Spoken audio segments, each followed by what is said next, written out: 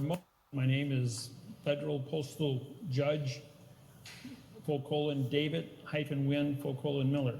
I punctuate my name with a : because it creates a prepositional phrase. I use a hyphen to make my David Wynn a compound fact, and then I follow that with a : to identify my surname, which is Miller. So it's for the David Wynn of the Miller family, because colons are prepositional phrases to express a fact. You also use it in your digital time, your colons. Now, what we're going to do today, we're going to have 5 different segments here. And we're going to go through the parts of speech and explain what the parts of syntax are when it comes to writing. We are then going to explain how the parts of a sentence are constructed.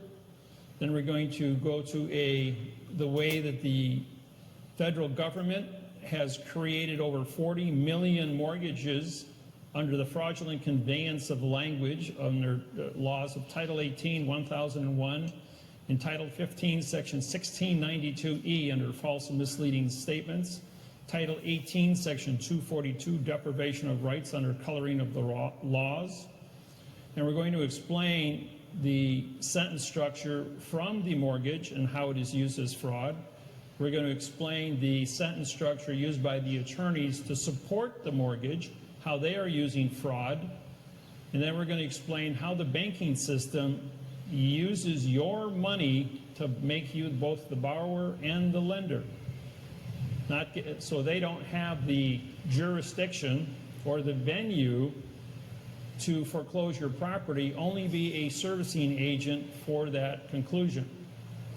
So what we're going to start with first is the parts of speech. Now the parts of speech are, we're going to use a numbering system 0 through 9. The numbering system is to identify each part of speech and how it appears between one word and another. And when we take documents and we go ahead and we put the numbers on top of the words, it's because to write the words out, to write the parts of speech word out on top of the words would take up too much time and would be too confusing. So we use a number substitution, which we will go through. Now we use 0 as a conjunction, and there's 2 conjunctions in the English language. And is a command, and the word or is an option. Now the word, the adverb, we gave a 1 because the adverb is used more than any other word, and the adverb is a modifier. It modifies the speed of which something is going to be modified at. Now the adverb will modify a verb, which is thinking or emotion. So when you have a 1 in front of a 2, it's an adverb creating a verb. Now 3 is used for an adjective because an adjective represents color, opinion, and modifier, or modification, which means you're going to change something or try to influence an individual's ability to think by coloring it. If you color something and you change it, you're actually committing perjury because you're injecting your own prejudice or your opinions based on how you're going to describe it. And the word describe, de means know, ascribe means to write. So you're changing the condition to create a no written document. Now the adjective will always appear in front of a pronoun, just like we have the word black. Black is a fact. The word pen is a fact. You put black in front of pen and it means black pen. Black is an adjective. And it prejudices the word pen. You could use the word cobalt or carbon pen, because carbon is black, and it also is a shade of black. There's 1,200 shades of black, so you can basically say there's 1,200 ways to modify the word pen by just using one color, and color is an infinity of an opinion.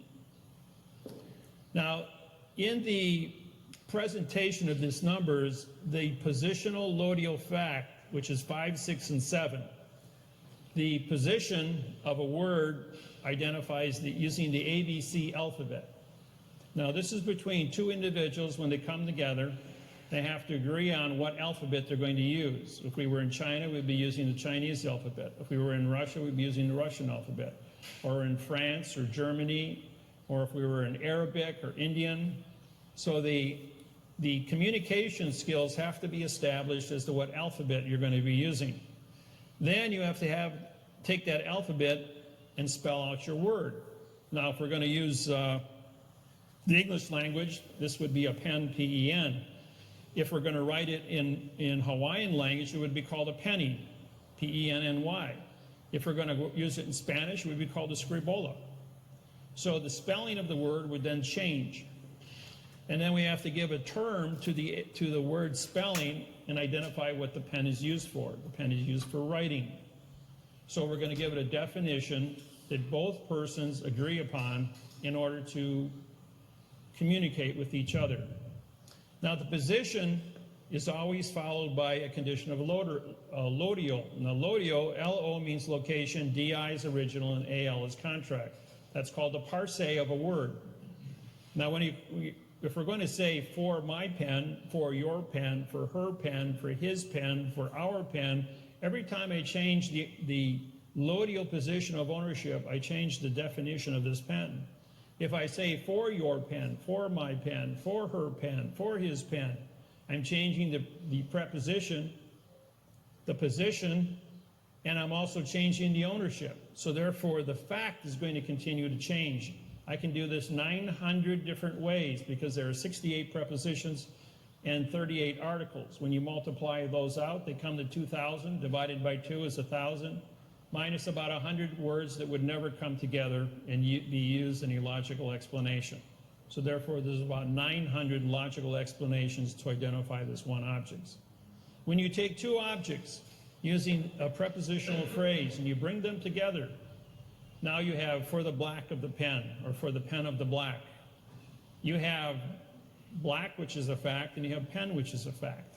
Well, 900 times 900 is 810,000 variables that you can write this combination into. When you add a third word to this, for the black of the pen with the writing, now writing would then become a condition of a fact. And now we have 900 times 810,000 gives us 720 million. For the black of the pen is with the writing on the paper. Now we have four words. 900 times 720,000 is 640 million variables. So you can see this can become a very large, complicated document when you're going into a mathematical certification to create a correct prepositional phrase or a correct structural sentence, better known as a parse syntax grammar. Now, number 8, the 5 of a position always comes in front of a 6, which always comes in front of a 7, which is a fact. Now, when we went to school, they taught us to use a preposition, pre meaning no position, an article, which is spelled A-R-T, which is a vowel and two consonants, which means no contract. So if you had no position and no contract, you'd have a noun, N-O-U-N, which is no-no. Now, if you have a no-no, you have nothing. So they lied to us when they went to school. So we had to create a new paradigm of communications called the position lodial fact. The next factor was the past time and the future time. 8 comes, the past always comes before the future, and 8 always comes in front of 9. So it was a natural phenomena of the way that the numbers fall in, because an adverb comes before a verb, an adverb comes in front of an adjective, the adjective comes before the pronoun, the position, the lodial, and the fact are always kept together as a 5, 6, 7, and the past always comes in front of the future. Now, the past can be a word used as from, or the word, any word ending in ed would represent a past. If you have when we went to school, they taught us that a sentence must be one thought. So we have a one venue or one condition of thought, which is the correct parse syntax grammar. However, in the world of fraud, which means you're going to have going to the store from the house. Now we have two different time factors of from and to. which is now a lie because now we have two conditions of time and it's no longer a single thought sentence. So this generates, when you're into fraud, fiction, lies, perjury, false, guessing, presumption, assumption, these are the world of our court systems, attorneys, and lawyers. And this is what's been going on this planet for 8,500 years. Now, on April 6, 1988, the mathematical interface on grammar was perfected by myself, and it was published. And 2 days after that, the United States Secret Service showed up at my door and said, "You realize what you've done?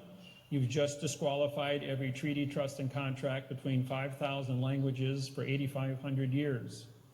When the world learns of how this mathematical interface will correct the world, there will be a world reset on communication skills, banking, international contracts, trade agreements.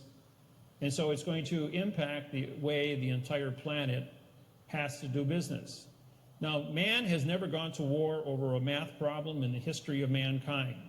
By bringing communication skills into a mathematical procedure where we have the values certified both frontwards and backwards in every single sentence that we write. Example, for the bridge is over the water. For the water is under the bridge.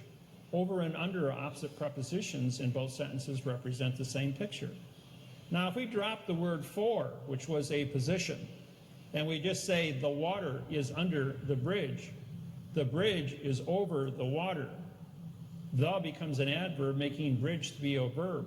Is an adverb, making over to be a verb. The is an adverb, making water to be a verb. There's no such thing as a water, over, or bridge verb because of the modification which is represented by an adverb. All positions and all loadials, or all prepositions and all articles, when used as independent words, become adverbs. And therefore they create modification, which is your change and your perjury, and will then destroy the contents of your contracts. Now, the second position we're going to do here is with the instructions on how a sentence is created. Now, a sentence goes through, we use a minimum of 7 positions. We use the preposition for to start every sentence in this program because for is the strongest of the positions to start a sentence out with. We've looked at all 68 positions, and we've looked at all 38 articles. And we've reduced the program to the words a, and, the, this, these. Sometimes we use the word through, T-H-R-O-U-G-H, or T-H-R-U.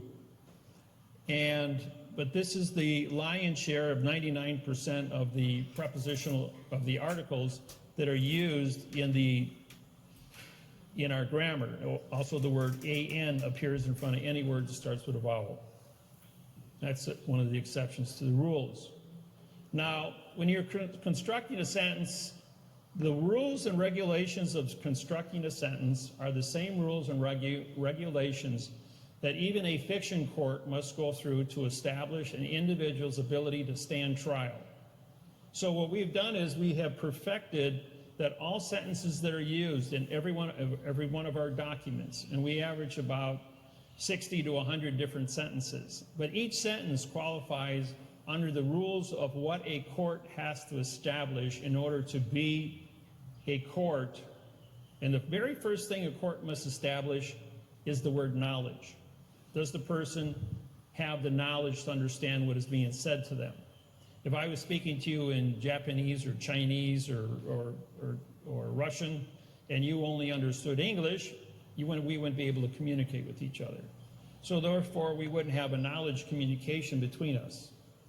It would require us bringing in an interpreter to stand in and do the translations. But what we're doing here is, the first thing that a court has to establish is your cause. What is the knowledge or educational limitations of all individuals in the courtroom? Once you have established that you have a knowledge, you then have a consequence, which would be of the. For the is your knowledge, of the is your consequence. And the consequence is going to be how many facts have you established through your knowledge. Once your knowledge is established as facts in your brain, it's like a computer. In order to bring any information out of your brain or out of a computer, you have to think. And thinking then becomes the verb of action. You have is as a singular and are as a plural. So the verb thinking now becomes these are the only two verbs in English languages, is and are. Running is not a verb. Jumping is not a verb. Driving is not a verb. Trespassing is not a verb. Parking is not a verb. You have to think before you can do these conditions of a fact. So when the sign says no parking, no is an adverb making parking into a verb. So they've lied, because you can never create the negative condition of any state. You can't create the negative condition of a fact. So by saying no parking, that's an oxymoron, and it's against the law. Now, when you say against the law, that's a prepositional phrase. Against means no contract. The is an adverb, against is a preposition. The is an adverb making law a fact. So if you're against the fact and you're using no contract or no trespassing, no is an adverb making trespassing a violation of the use of that is a condition of state. It should say, for the trespassing on this land is with the fee of the $5,000, or for the parking of the cars with the fee of the $500. These are performance contracts which are positive. If you have a positive performance contract, you then have the ability to say, I gave you a positive performance, you agreed to trespass, you agreed to perform, and therefore you have a duty through this performance contract. Now, after you establish your thinking capacity to move the fact backed up by the knowledge, you have to create a possessive. With is your position of a possessive. And the possessive is used, we use the word claim because gold miners filed claims. They didn't file mortgages. They didn't ask for permission. When they discovered gold, which starts with the word AU, they have an authority. And so they filed gold claims. Then they had to make a decision on to what the claim is. Is it a positive claim or a negative claim? Did they have a damage, which is negative, or did they have a equity, which is positive? The second part, now that you've established with as a possessive, you now have a contract term using of the. And now you're going to go ahead and take this possessive and you're going to put it into a contract term to define the plus or negative of that contract term.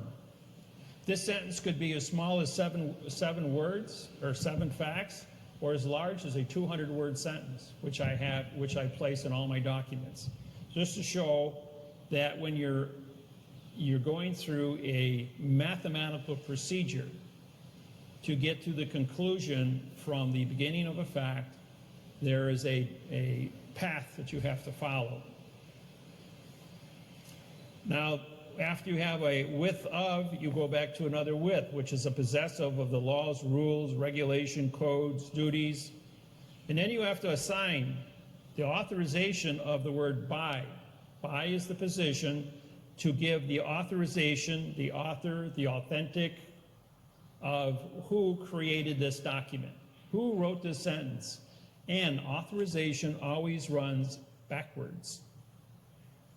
So the last word in the sentence becomes the authority. Now, if I read this sentence backwards, by would become for, and of would become with, and with would become of, because those are the opposite prepositions, just like over, under, in, out, through, around.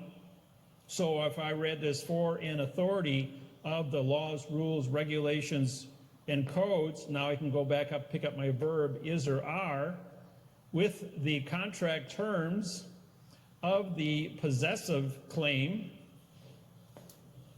with the consequential facts by the cause or the claimant's knowledge. In this case, we would have a claimant who would be the individual who would have the knowledge. So reading the sentence both frontwards and backwards has the same volition and the same sense as it did frontwards. And that's how you can certify that the sentence was written correctly in the first place. And what we do is, if you do grafting, Now, the easiest way to learn how to do sentence structure is to graft it by taking all your positions and isolating those. See, now I have all the positions. Now I have the same lodio throughout. The only exception here is and, because we're in front of a vowel. But if this is going to be the, then it's going to be gender neutral. If it's this, it'll be specific first person. If it's these, it'll be specific plural. So as you're using, you can use the word a, which is also specific plural, specific singular. You say for a cause of a consequence is with a possessive of the contract with a law by an authority. See, if I change the article, the sentence still makes sense because the article is going to show you in ownership. Ownership specific, first person, gender neutral, or plural. But your prepositions are going to be your the correct way by which this is mathematically certified. Now, my computer that I use to write these documents has, I guess you could say, artificial intelligence, because it has learned through all the thousands of contracts that have gone through it, that if I use the wrong preposition or I put two withs together, two ofs together, I'll get a red line, a green line, or a blue line under my prepositional phrase telling me that's not the standard by which you have established in this computer. And I'll have to go back and look at it a second time. And if I put too many facts in, but I don't have enough prepositions, it means the sentence was written incorrectly in the first place. And I've got to go back, and maybe a word has been out of a location where two words were backwards. Because an individual, I'm ambidextrous. I write both my left hand and my right hand. I write frontwards and backwards and in both directions with both hands. So my ability to see things backwards as well as frontwards simultaneously, if I'm moving too fast, I might put two words inadvertently in the wrong place, and when I read it back, or I read the sentence backwards to check the math to see if it was done in the correct format, going forward, it now shows me that I did something wrong, and I've got to go back and reread it. I might even take a day off, come back the very next day, and go and read it again with a fresh thought. I'm going like, that doesn't make any sense at all. And I'll pull out a word or put in a word or get the book of synonyms and put a correct synonym in there and line it up so it makes sense, so that the entire document, just like when you write a story, you have to be in a flow with that storyline. So, any questions about sentence structure or parts of speech? All right, the next thing we're going to do, the laws were originally established, like the Roman Empire was around 3,000 years with the Latin. And before that, you had Arabic with the Egyptian. You had Persia, which was the ruling bank for 6,000 years between Asia and Europe. You had the Indian nations and the Chinese nations with 6,000 years of grammar. And the Persia was right in the middle of it all, because everybody through the trade, what we call the spice routes, or the trade routes. So in order to put this together mathematically, I had to study history going back to Gothics, which is roughly 8,500 years ago when language was first instructed. And in the parts of speech, just to identify the order of operations of the parts of speech took me 6 years of research. It was buried in Cornell University's dictionary, which is 4 feet thick, containing every word of every symbol in all 5,000 languages in written history. That's why it's a 4-foot thick dictionary. It's cost $6,000 for that dictionary. But when I found out what the parts of speech were, if you go into a styles manual, they'll give you one definition. If you go into your dictionary styles manual, you'll get another definition. When you go into Cornell University's dictionary, you find out about the time of the future and the past, as well as the parts of speech and how they were used. Now, with 68 prepositions and 38 articles, we only use 7 of the positions and only 5 of the articles. And with that, we've built this program. Now, the next thing I'm going to go over is the physical mechanics of what goes on in a courtroom. And then we're going to syntax a document from all of your mortgages. When you go into a courtroom, you're in a multi-plane area. Now, any level playing field of legal sports, whether it be in the Olympics or in the condition of a, just a little more.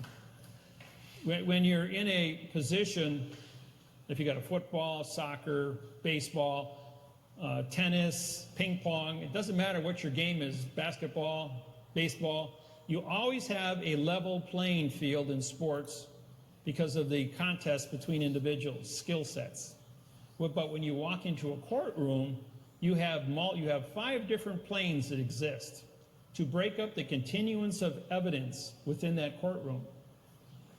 So what happens here is the judge puts himself on plane number 1, which is higher than anyone else in the courtroom. And the judge says, well, if you look under Federal Rules of Civil Procedure 44.1, it says that the judge is a foreign entity sitting in a foreign jurisdiction. And all human beings that come into the courtroom are foreign people or foreign vessels. And they babble because of the communication skills that they speak in adverb verb, or adverb adjective pronoun, pronoun adverb verb, and pronoun adverb adjective pronoun. Those are 4 different concepts. Also, they have a concept of adverb verb, adverb verb, adverb verb, and they don't use any adjectives or any pronouns. So the judge sets himself up on his independent plane. Then they ask the witness to come up and stand inside a box. A witness box is an area where the witness cannot be heard or seen and cannot present evidence.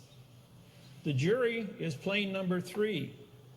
A jury, J-U means outlaw or no law, and R-Y means contract. That's called par se, because the jury is, in the laws of the United States, require a 12-man jury. Well, one little difference is you have the jury box, but there's 2 different planes. 6 people sit here and 6 people sit there. So you have 2 petite juries of 6 and 6, which is not a 12-man jury. And they put it in a box, and if you look up the word jury box in Black's Law Dictionary, it says, an area where people cannot see witnesses or hear evidence. So again, we're dealing with trickery, deception, and illusions. The clerk of the court is the individual that files evidence, puts stamps on documents, signs her name or his name across the stamp, as the postmaster, the banker, and the clerk of the court. So who is the judge? Well, when you look at judges, it says see bankers and see postmasters. When you look at postmasters, it says see judges and bankers. So who runs the court? The clerk of the court runs the court, and the actor sits on the stage of the highest position. When you go into a theater, which you have your theater seating, which goes up, and then you have a stage. And an actor stands on the stage because the actor is on a contract. But the continuance of evidence between the actor and the people sitting in different levels of the theater are broken, so that there is no insult between what is acting and what is viewing. Now the actor, ACT, is a vowel and 2 consonants, which means no contract. So there's no continuance of evidence between the actor and the audience. The same thing in the courtroom. There's no continuance of evidence between the actor and what is going on in the courtroom. Now, all the grammar that is used in the courtroom between the attorneys, the lawyers, the judge, are all fictitiously conveyed. Because in the world of fiction, 6 plus 6 equals all numbers in the universe, 3 plus 3 equals all numbers in the universe in the world of fiction except 6. In the world of the fact, 3 plus 3 equals 6. And there can be no other conclusion to that statement. But if you say does 2 plus 2 equal 4, TO plus TOO equals FOR, TWO and TOO equals FORE. Did you hear what I said, what I meant when I said what I said, what I meant what I said? The point I just made to you is that if you get into an oral argument, the terminology of your definitions are lost in the translation of sound. Therefore, Pharaoh in 4700 BC said, "So it is written, so it shall be done." The reason for that is you have to write the facts down and use the correct sentence structure, communication, parsing, syntax, grammar. Otherwise, the information or the formation of what you are saying to another individual will not be accepted. You have to be correct. So what we're going to do here is we're going to take this first sentence. This comes from the Fannie Mae Freddie Mac mortgage. It's on page 12 of the mortgage. And it contains 43 words. And I'm going to go ahead and syntax this using the number system on the chart here. Now, borrower is going to be a pronoun. Shall is going to be an adverb in the future time. So I give it a 1.9. Be then becomes a verb. So we give it a 2. In is an adverb making default to mean no fault as a verb. If now becomes a pronoun for any becomes an adverb making action ACT, a vowel and 2 consonants. So this becomes a no contract, because an act means no and ION is contract. So we have a no contract word used here as a verb. Or becomes a gender neutral, so that becomes a 0. Proceedings, PRO means no, and proceeding is used here as a pronoun followed by a comma. Whether becomes the adverb making civil to be a verb, or again is a neutral. Conjunction, criminal, also becomes a 2. Now the reason criminal here becomes civil, if we do whether criminal or civil, or whether civil or criminal, or becomes a neutral conjunction, that whatever number appears before it would normally appear after it if a comma is used. If there is no comma, and this was become, let's say the word civil or criminal procedures, then this would be a 2, or it would be a 0, and criminal procedures would be a 3 and a 4, because we would have a 2 compound facts. Is an adverb, yes, making begin to become a pronoun. No. This becomes a pronoun. Is begun becomes an adverb. That becomes a verb. In is an adverb making lenders possessive of judgment to now become a pronoun. Could is a future tense adverb. Results means no contract, used as a verb. In is an adverb making the word foreclosure. For means the word no, of closure. So if you have no closure, they're advertising that the contract doesn't use legal sentence structure. They're saying that there is no closure for the modification of grammar within this terminology. So your documents that you're in possession of become a verb, in this case, an adjective. Foreclosure becomes an adjective of the pronoun of. The is an adverb, modifies the property to be a verb. Now, PRO means no, PER is person, and TY is contract, no person contract. The reason they have a no person contract is if you look at your name on your mortgage, it's written in all uppercase spelling called a nom de guerre. The word nom de guerre means you're a dead person, and the synonym of that is pseudium. Or again becomes a conjunction. Other is an adverb, and OT means no, of her. Material is an adjective. Impairment, IM means no, vowel 2 consonants again. ENT is contract, so you have no paired contract. That becomes a pronoun, no, no, no. Of is an adverb, making lenders possessive to be a possessive of the adjective interest and the pronoun if. Now interest, IN means no. TER is terra, and EST is contract. So you have no earth contract when you have interest. As a result of our suing the mortgage companies, all the banks in the United States, and over 500 federal lawsuits filed at the Department of Justice and the Securities and Exchange Commission, the new language is to drop the word interest and charge rent on all your borrowed money. Same thing as the Arab worlds do with their money, with the Muslim religion. The word the now becomes a adverb, modifies the word property. PRO is no, PER is person, and TY is contract, or is your conjunction. Rights is a pronoun. You have no rights. Now, when it comes to the word rights, I once said to a judge in 1985, I have rights. The judge says, a fox has a right to eat, and a chicken has a right to eat. Enough said about rights. Think about it. The word rights now becomes a pronoun. The word under means no contract. Under is an adverb, modifies the adverb this, and security becomes an adjective of the word instrument. IN means no. It's used also as a pronoun. STRU means from the word construction, and ENT is contract. So you have no construction contract. Why is that?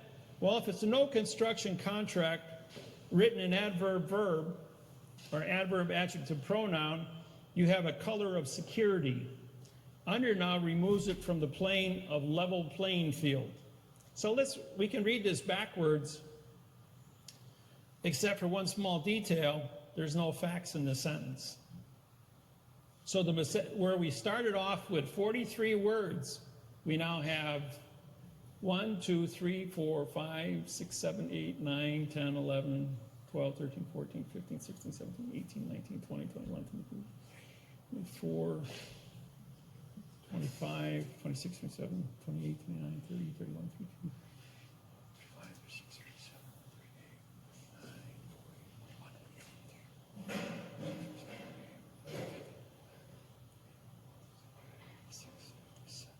we have 57 mistakes out of 43 words in this sentence.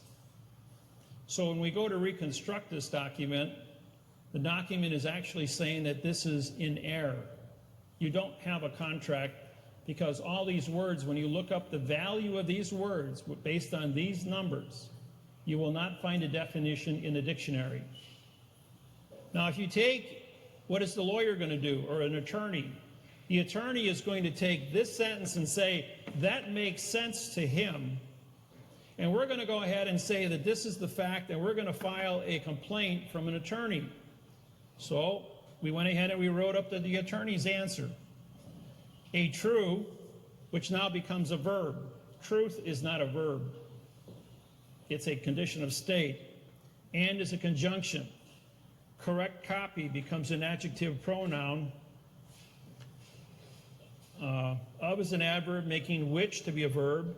Is an adverb, making attraction to be a attached. Is a no contract. Adjective. The ed is in past time, voiding the now time of hereto becoming a pronoun. As is an adverb, making exhibit to be a no contract. And because this is in quotation marks, exhibit A, it's been removed from the paper. Because the exhibit that they are presenting to the court is also void, the same thing as the lawsuit is void. Plaintiff, Emerson, purchased, ED, in this case, that's a pronoun. All is the adverb of all and two consonants. Not only is the word all is a very unique word because it can't be proven. It's a vowel and two consonants because you can never prove all. The only way to prove all is do a handstand. Let your feet dangle in a sea of space and hold planet Earth up in your hands. That's what all means. All rights then becomes the verb. And conjunction, interest, again, no earth contract. And that becomes a pronoun because of the word and. So interest becomes the adverb. making in to become an adverb, and is a conjunction. To becomes the pronoun, thus the adverb, making real, re means no, contract as an adjective of the property, pro, no, per, person, ty, contract, as a pronoun, no, set forth as an adverb verb in Emerson Corporation. And even though, now when they write corporation with an abbreviation and put a period, it breaks the continuance because it's a abbreviation.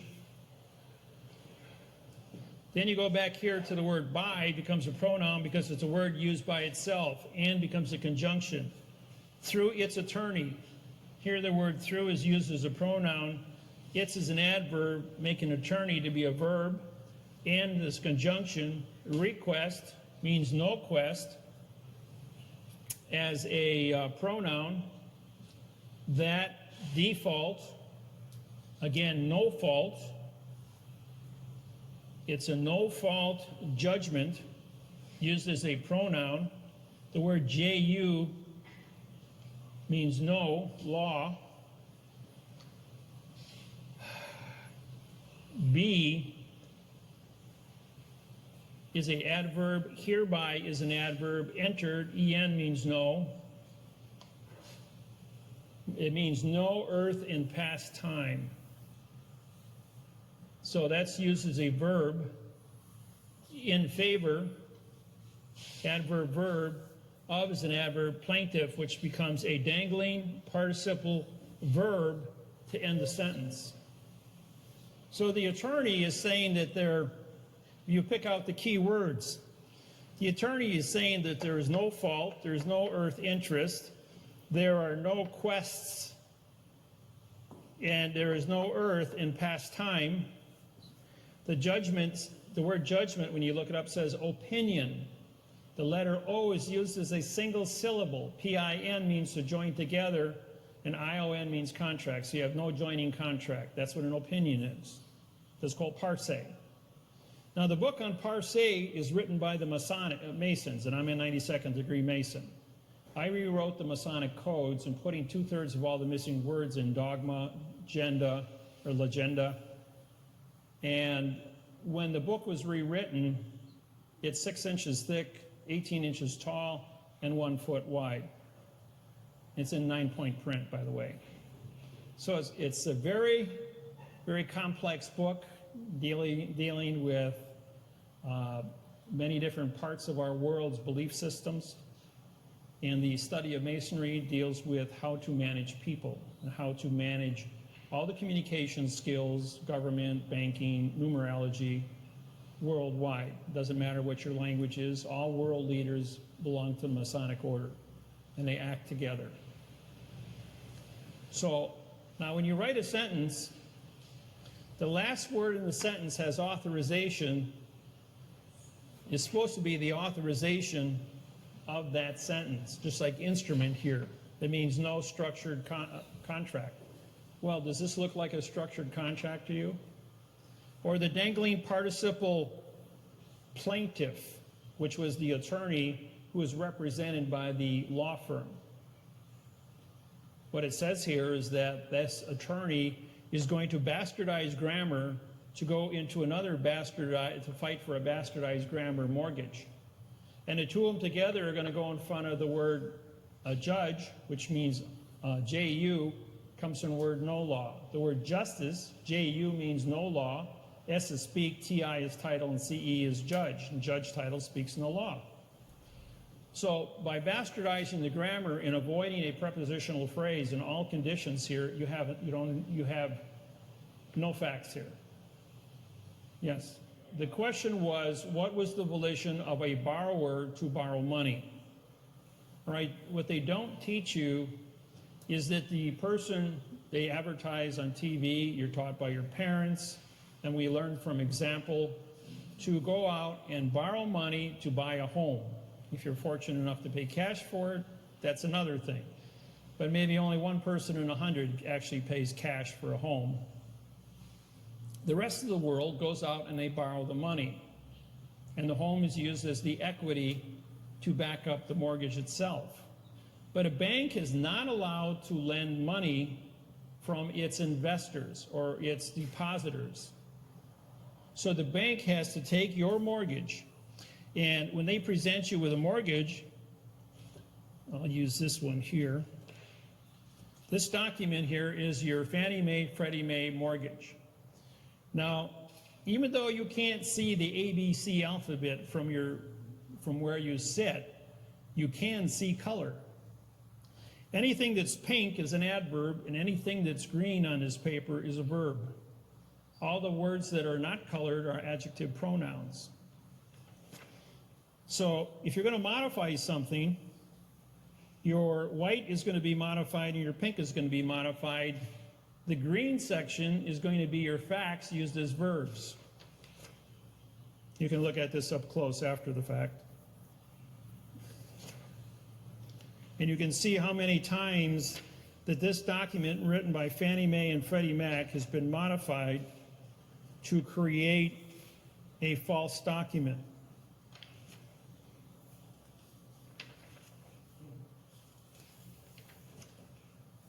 These are just adverb verbs. And finally, we just identified the adverbs by just putting the pink on the paper. There's 100 adverbs out of 300 words. Again, 100 adverbs out of 300 words. And then when you get back to your signature, your autograph page in this document, the autograph page only has room for you to sign, not the bank. So it's a unilateral contract. So you go ahead and you sign this false document. And then the bank takes this false document to a treasury window where the person standing at the treasury window hands over to the bank $500,000 so you can buy your house. And they say, well, we got a mortgage here. And the person who is going to hand that bank that mortgage money is a second grade reading level or a fiction level like this. Reading level and doesn't understand what correct parsé syntax grammar looks like. So they cut a check and give it to the bank. And the bank goes back, and the ABC bank goes ahead and they make a deposit into the ABC account with the $500,000, and now under the laws of fraction banking, because they now have a $500,000 deposit, create $5 million. Then they take that $5 million on day 2, and they write a check for $500,000 and they run it back over under Title 15, Section 1635A of the 3-day rescission law, and they give the money back to the Treasury saying, we canceled the mortgage, we canceled the loan, we're not going to borrow this money from this person's security account, Social Security account. Then they turn around and they go back and they write a note. NO means no and TE means contract, that's parsé. So now we have a no contract note where the entire document has boxes. All the numbers are placed in independent boxes. All the written words are placed into another set of boxes. A box is an enclosed area under the rules of styles of all the world's style manuals for advertising. And because the words and the numbers are kept separate by these independent boxes, and the entire document is boxed, and there's only room for one signature. A signature starts with SI, like the word sign is SI, like the word simulation is SI. When you have an autograph, which is the way I punctuate my name here, David Wynn, Miller, that's called an autograph. That means authentic, author, authorization. And that makes me a fact. But when you simulate, which is cursive writing, the root word of cursive is to do evil on others. And when you're doing evil on others by cursive and you angle your words, that's italicizing, which removes it from the paper. And if you're going to italicize what you've just written, you voided your contract. Now I have a document here. Now here's a signature. You can't see it from back there, but it's scribbled. There's no way you can make out what this name is. You got to scribble over here. Any 2-year-old can scribble as equally as well. And by scribbling, these people are not taking jurisdiction for the words that they're placing on the paper. It is mandatory when we write a lawsuit that we go ahead and we place a flag on the lawsuit, because this is a vessel in a sea of space. All vessels under maritime law must have a flag. The flag must also, the vessel must also be accompanied by a stamp.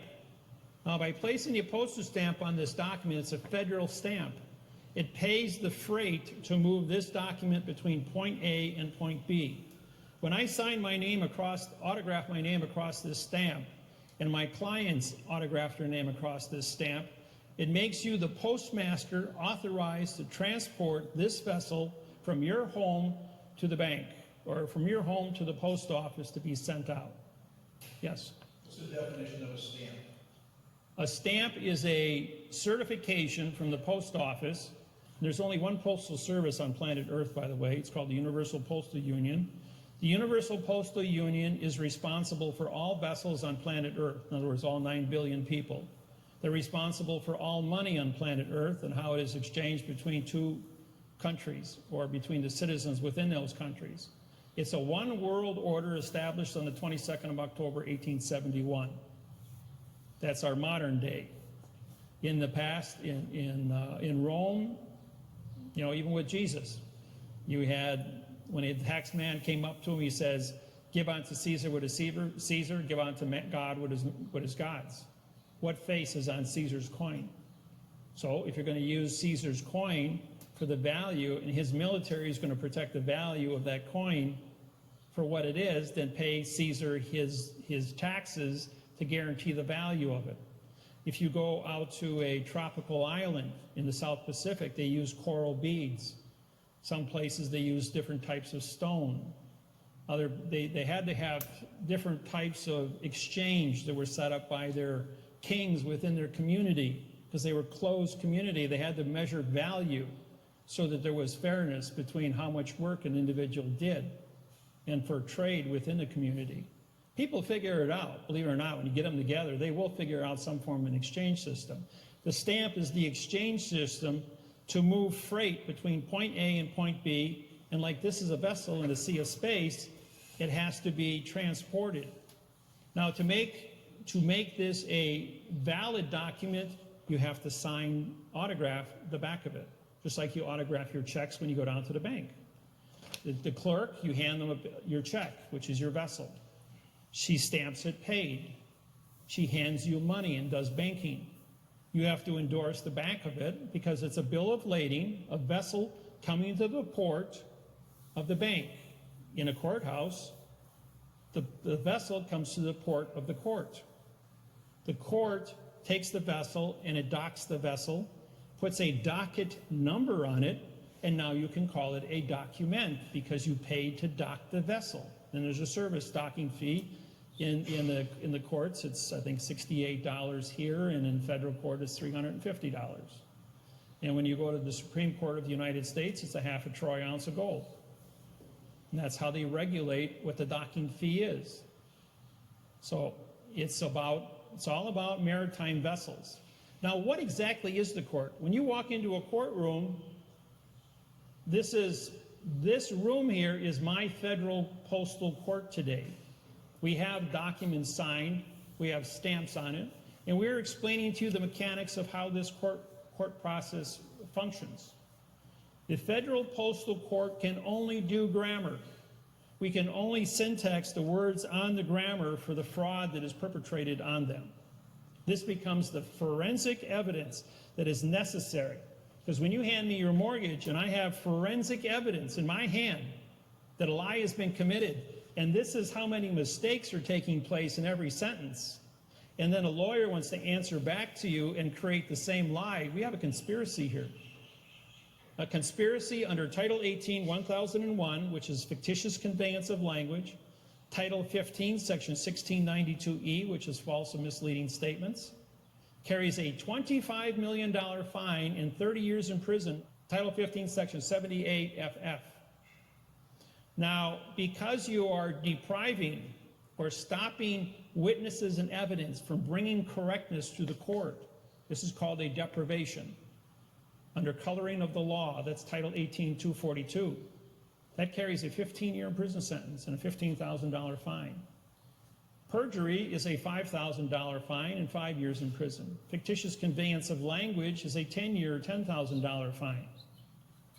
When you take and you deprive someone and reduce them through trickery, through this kind of trickery, it's called racketeering or RICO. Title 18, 1961 carries a 30-year prison sentence and a $1 million fine.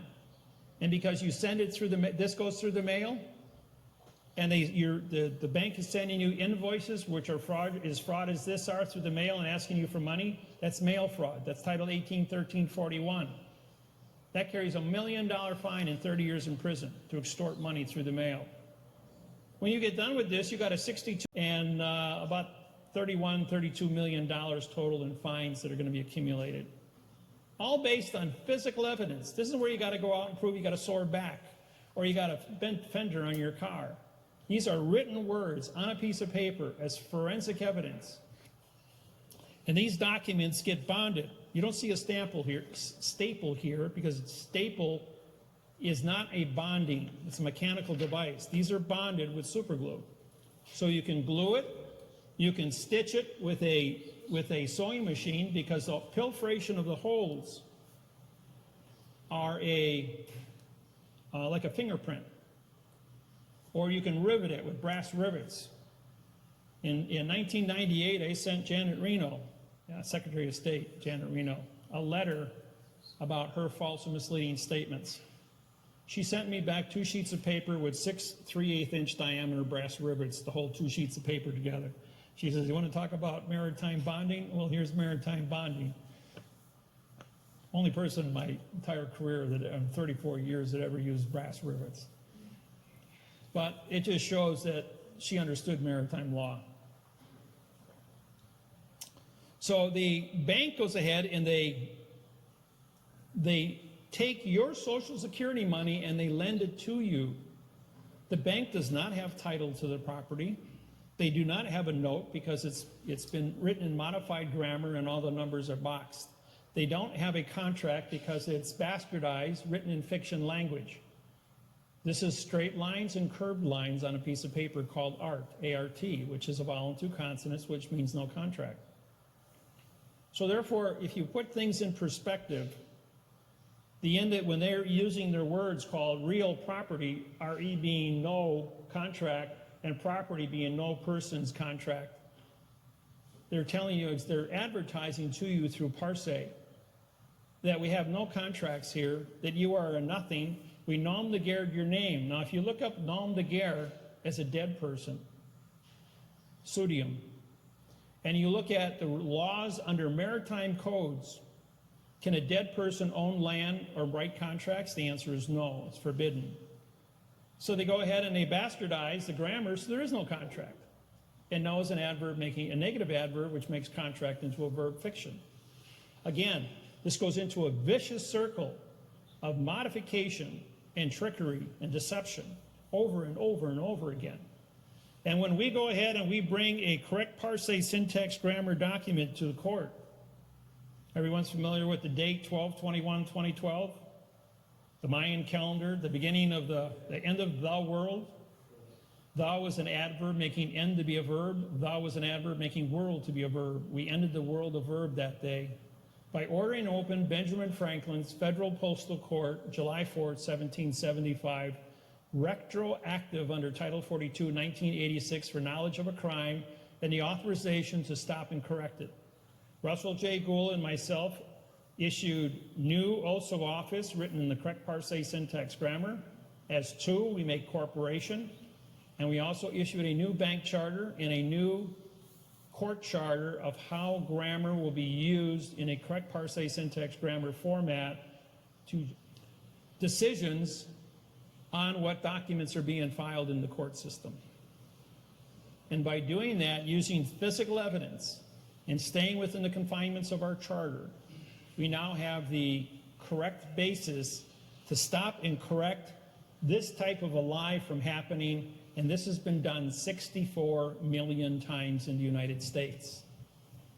Now, when the bank goes ahead and they they take your mortgage, as soon as, within 3 days of you signing your mortgage contract and your note, they then take and they sell that, what's called a securitized backed asset to Wall Street.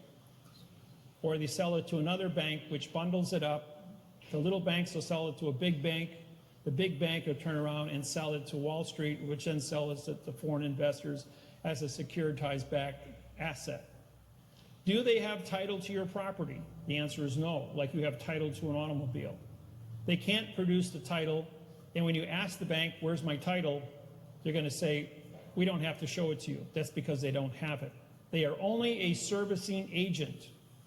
They have never risked any of their own money. They have only taken your own Social Security account and created an illusion to get the money from the Treasury, which is actually a bank robbery, because this document is a lie. That means that they did not have a contract to take that money out of the Treasury in the first place. That's the same as a bank robbery. And if they committed that bank robbery, that's a crime, and it vacates their ability to contract with you. But they're out there every month, and they're asking you for money. They continue to generate a no-contract language and frustrate the individual. When you went to school, they did not teach you to read and write above a second grade reading level. The first thing the teacher taught you when you were 8, 9 years old, never start a sentence with a prepositional phrase, so that you could never create a fact. You can have 99 prepositional phrases in a row and put one adverb verb in there. That adverb verb represents the number 0. And any number, no matter how large it is, multiplied times 0 equals 0. Any number divided by 0 equals 0, no matter how big it is. And so what they did here is they threw in and modified anywhere in the sentence, and they created a lie. In the world of infinity lies, they have the world to lie. They can only be correct once with 3 plus 3 equals 6. But in the world of lying, they have an infinity of the ability to be wrong, to teach us how not to read and write, to be wrong. And what was Pandora's box? You open Pandora and you release all the evils in the world. The Pandora's box was the mathematical interface on grammar. That it showed that man never went to war over a math problem in the history of this planet, over a math problem, but have been killing each other through modification of grammar and stealing property through false and misleading sentences since the beginning of written time. And individuals' voluntary participation in the, I guess you could say, the greed factor, the need to have a roof over your head, to need to supply your family with shelter, is so strong you will do anything. When we were 18 years old, sex was on our mind. We had to have a fast car, good clothing, and they wanted us to sign up for a Social Security, and you had to have your Social Security card in order to get a job, to make the money, to buy the car, to get the clothes, to attract the opposite sex. Then you had to build shelter for the opposite sex, and henceforth jump into a mortgage that you couldn't read and write because they never taught you how to read and write in school. So this thing has been a setup, and it was established in 1888, called securitized backed assets through Wall Street. So they knew what they were doing 135 years ago when they set this whole plan in motion.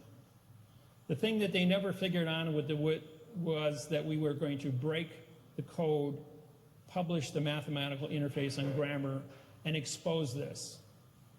On January 6, 2008, I syntaxed Washington Mutual's mortgage. They were presented with the documents on Friday. They closed at $60 a share. On Monday, they opened at 10 cents a share and filed bankruptcy.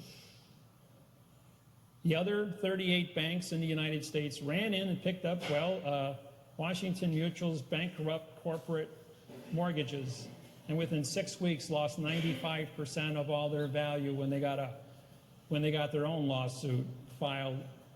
And we syntaxed, and they found out what they just bought, that all 64 million mortgages were a lie.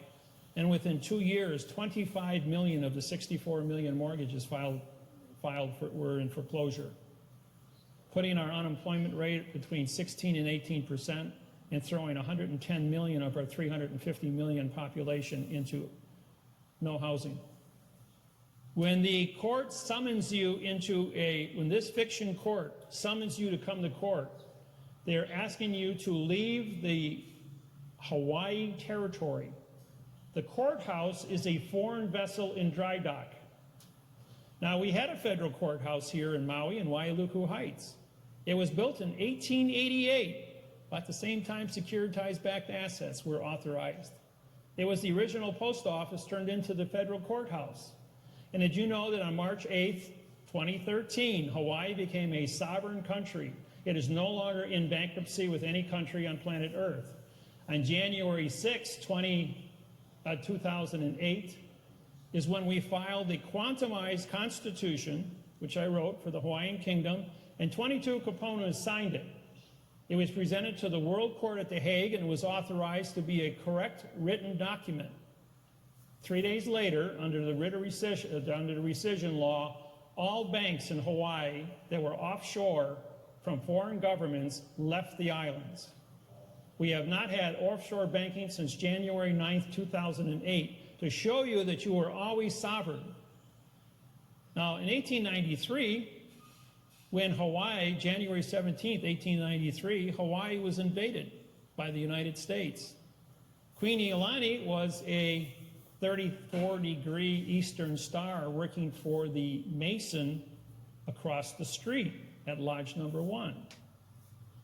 And so when the senior Mason, who was the Postmaster General of Hawaii, told Queen Iolani to stand down, because the Mason, the Master Mason, captain of the military ship coming here from the United States, told him that he had orders to take over the Hawaiian Islands.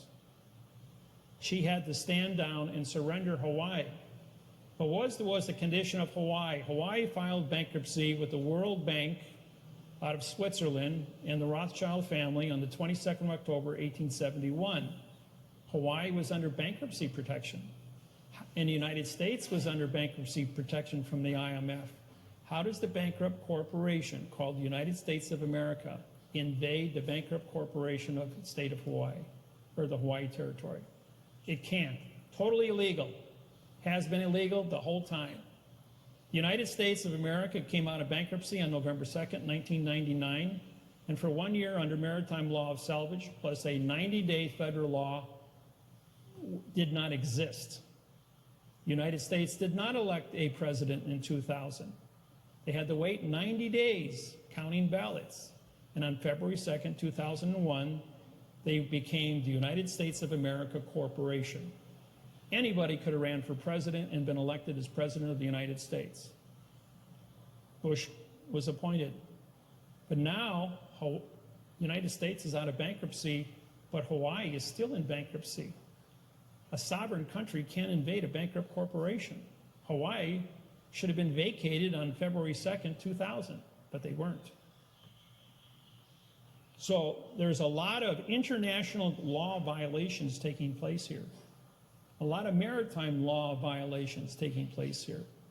And we articulated and wrote contracts to these effects, and we file them at the World Court at The Hague.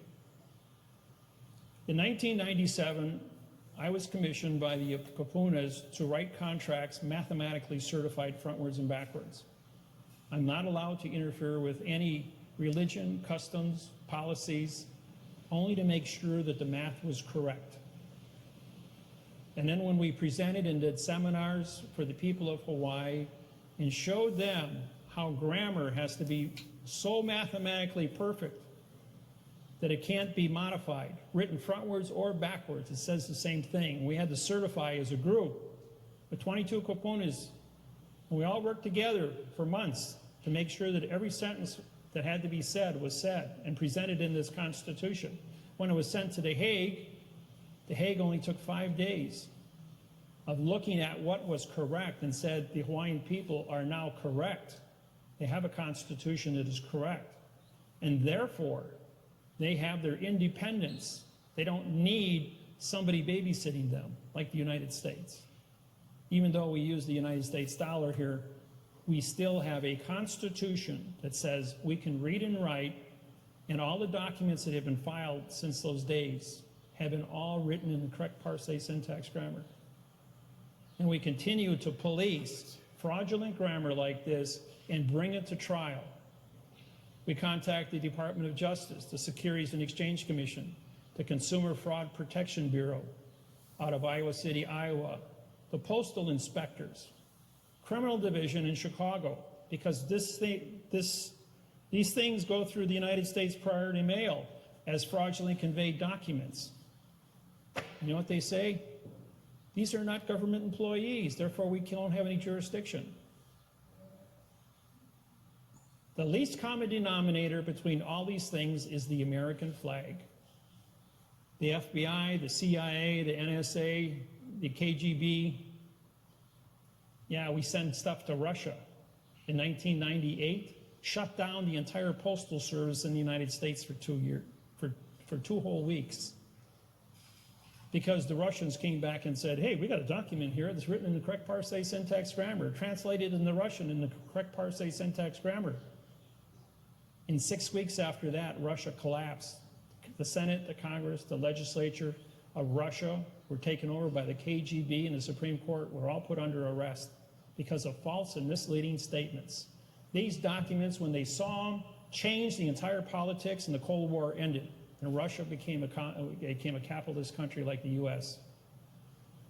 That was the first one to go down. When the United States government saw this here, the only thing they keep doing is we're asking the criminals to police the criminals. But if you look at their oath of office for all these different divisions, they're written in adverb verb, italicized and placed into a box, which say nothing.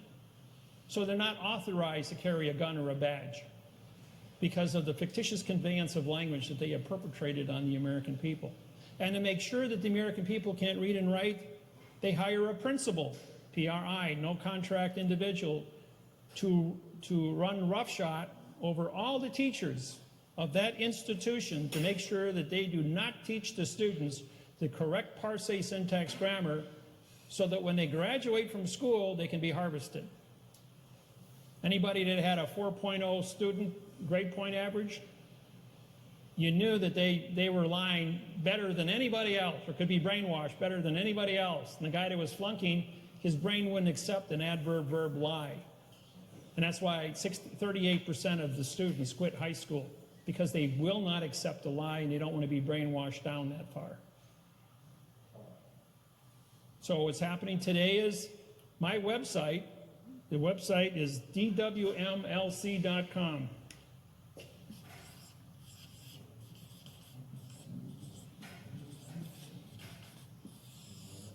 Has 5 billion people on it studying how to use the correct parse, syntax, grammar, and over 400 pages of testimony. So what we have here is we have corrected, positively identified how we are being cheated. We have the forensic evidence, and we have the court system, the federal postal court now established, so that we can take and bring correctness to our world of contracts. And if you've been listening to the political agendas that are happening and what's going on in the newspapers of Hawaii coming up to our election, it shows that they are fully aware that Hawaii became sovereign on March 8, 2013. On March 11th, 2013, 170,000 tons of gold bullion was moved into Honolulu, putting back the gold that was taken out on October 22nd, 1871 by the World Bank to make Hawaii the new central bank of the Pacific. So there's going to be a lot of changes happening in the near future here. So we have an election coming up, and our politicians are becoming aware of what's available. They're becoming aware of this grammar. They're becoming aware of the sovereignty. And little by little, they're starting to speak out, and it's showing up in the newspapers. So I think by the time the election rolls around, we'll have enough educated people to stop and correct the wrongs that are going on out here. Stop the foreclosures that have taken place. 4 years ago, I filed a lawsuit at the federal court, and we froze all foreclosures in the Hawaiian Islands for 15 months because they knew they were wrong. There are no titles in Hawaii. There have never been titles in Hawaii since 1800. So how can they sell, how can they advertise and say that they have a title to the property and use it as a verb and use the word true and correct when this is a bold-faced lie? This is perjury. So this law firm is being prosecuted. This law firm asked for $20,000 in royalties to justify this and get paid for this, and we are suing them for false and misleading statements for $25 million and a $80,000 violation of what they're at through mail fraud, because under Title 15, 1639A, they have to pay 4 times damages for how much they're trying to extort through the Rescissions Act. So I haven't brought up any names here today as far as specific organizations go, because this is only about the parse, syntax, grammar. So we've used a little bit of generalities to show you exactly what the mechanics are as we move forward. Also, we have, you can look on the board over here, we had summoned 14 different government officials, the police chief here in Maui, several of the judges and the attorneys who have committed the fraud. We have the forensic evidence in front of us. And by bringing this to the table today as a federal postal court, we asked them to attend today to answer why they're supporting this document and accepting this language to be a fraud. Why are you using fraud and damaging and taking homes from people that you don't have title to, that the bank does not have standing for? And I have you can see through this plastic container here. This is how much paperwork one lawsuit has generated in 1 year. That's over 1,000 sheets of paper. Every lawsuit that we do, we not only syntax the material, write a lawsuit that goes to the Department of Justice. We answer the lawyers, we prosecute the lawyers for the wrongs that they are doing, trying to steal the property, and we continue to, this goes back and forth every 45 days, where we sue them and they come back and they want to get paid for their violations. So we sue them again. And this goes on and on and on.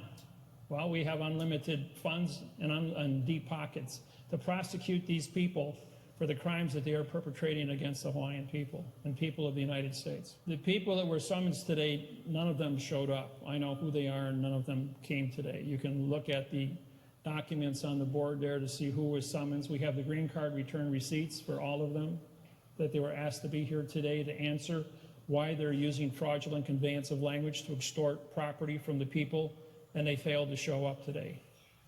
So there will be a follow-up lawsuits presented to the Department of Justice. This may be a community center, but it is also the federal postal court today, because this is a real court. This is a real, these are correct facts.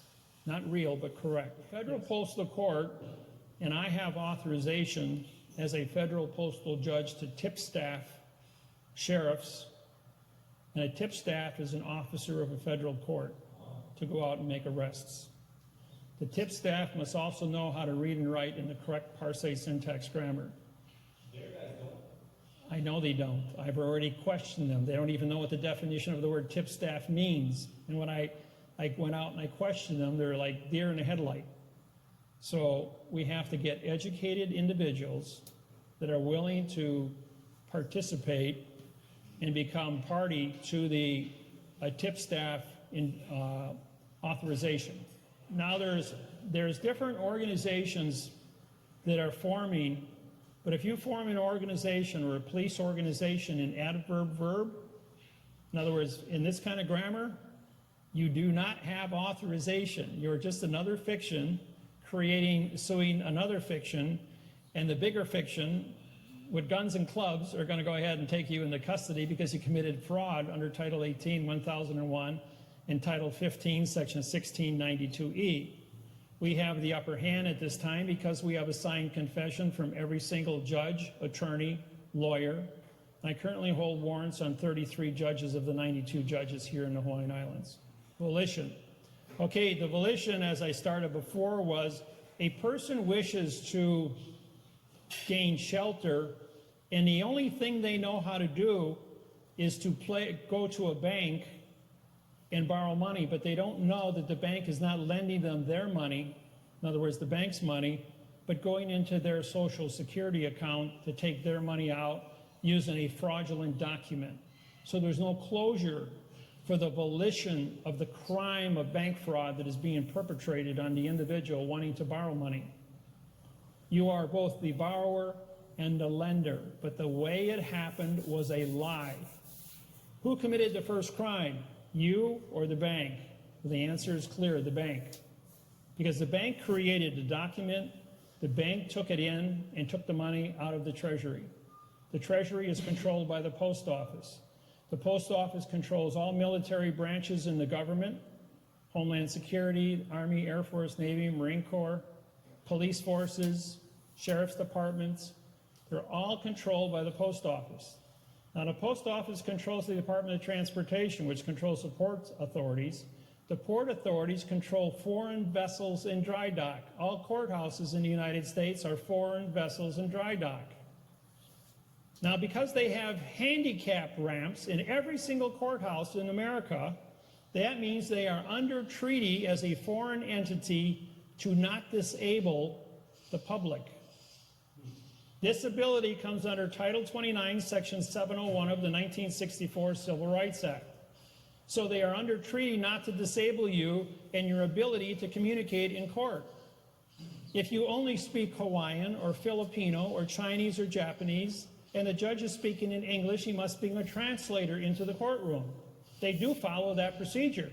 But when they write in this manner, both the mortgage contracts and the attorneys bring in this type of grammar, fraudulent grammar, to prosecute you for nothing, saying nothing, with no laws, rules, regulations, or codes, and you can't read and write, so you don't know any better, and they've got you so scared, they traumatize you with 10 times more made-up charges when there was no charges in the first place about anything.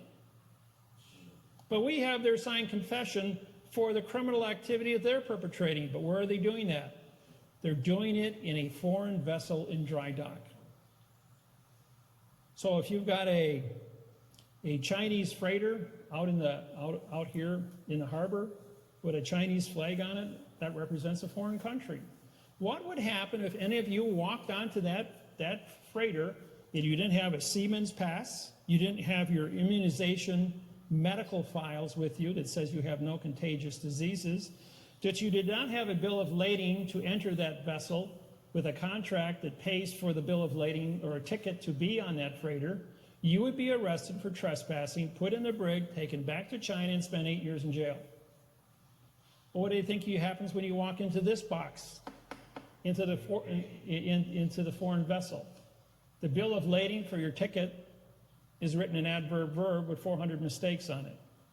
So the only thing that they can charge you with when you walk into the courthouse is that you are a derelict vessel trespassing on their courthouse property. And you know what's the one thing standing in front of the judge? Your body trespassing with babble communications and no written contract. So they say, how much money can you afford to pay to walk out of our trespassing charge? And that's the long and the short of it, folks. Because they're on a foreign vessel in dry dock. You're in their territory. You left the Hawaii Islands. You're in a foreign vessel, same as you'd walk into a different country's freighter sitting out in the harbor here.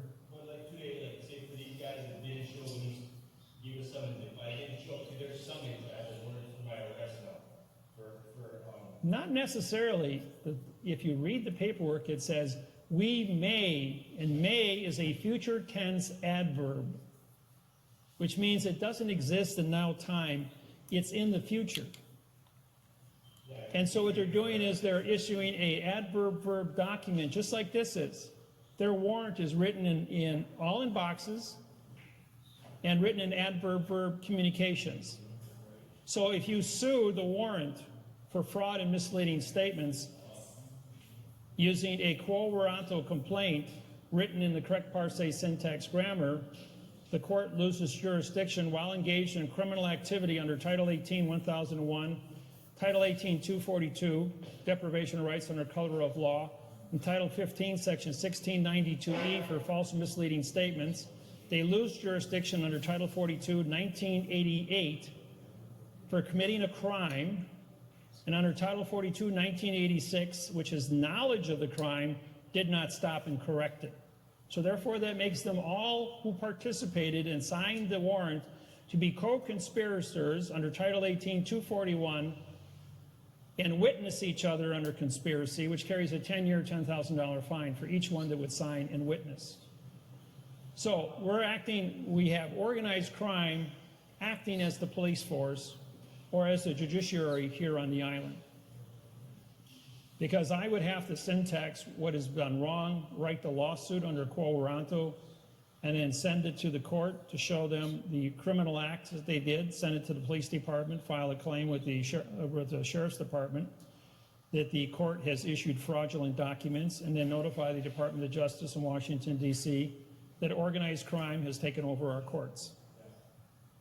Okay? That's black and white, folks. I can't get any clearer than that. What they're going to do is they're going to come back and say, we cannot understand what is correct. We can only understand what is fiction. And if you believe that, then they're going to want you to participate with their fiction. Don't.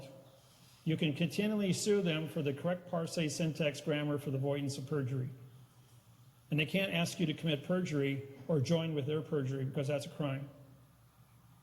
All right? Your volition, folks, when you go to get something, there's a thing called closure. Under maritime law of contracts, you must have closure for the word terms in the documents, for the criminal charges or what the laws are in the documents. In other words, you have to have a dictionary attached to your document. You cannot, if you have abbreviations, they have to identify what the abbreviations mean. It has to be all written out in the correct parse syntax grammar, not adverb verb. So don't think that you are at fault. You have to push them to give you closure on everything they do, or they do not have jurisdiction. And if you syntax any orders or any judgments, the word judgment means opinion. An opinion is not a fact. The word order is ORD, a vowel and two consonants. It means no contract. It's written in the same format of no contract language. So if you continually sue them to be correct, they have to vacate. Any other questions? Well, we have a Freddie Mac, Fannie Mae, uniform commercial. C is the lender. C is the lender? Yeah, on this one. And this lender is in bankruptcy and has been out of business since 2005.